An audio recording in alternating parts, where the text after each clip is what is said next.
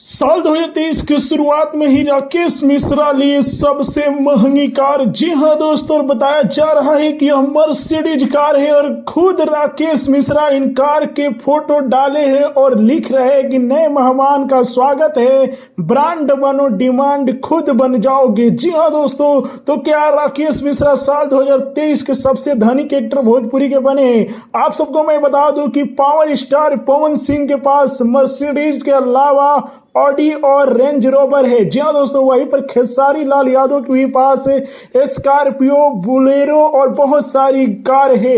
लेकिन इस साल यानी कि साल 2023 की शुरुआत में राकेश मिश्रा जो कि एक महंगी कार लिए जिसका फोटो आप लोग देख सकते हैं। जी हाँ दोस्तों, तो पवन फैन की तरफ से राकेश मिश्रा को खूब सारी बधाइयां है और ऐसे ही आगे वो बढ़ते रहे। जी हाँ दोस्तों, ये बहुत खुशी की बात है कि हमारे भोजपुरी के कलाकार बड़े बड़े कार पर घूम रहे हैं। जी हाँ दोस्तों, और इस कार की कीमत कम से कम 50 से 60 लाख बताई जा रही है। मैं इसे ऑफिशियल नहीं कहूंगा, हो सकता है ऊपर भी हो सकता है, नीचे भी हो सकता है। जी हाँ दोस्तों, तो आप लोग भी राकेश मिश्रा के नया कार लिए तो क्या कहना चाहेंगे? कमेंट में जाइए और बधाइयां दीजिए। जय हिंद दोस्तों।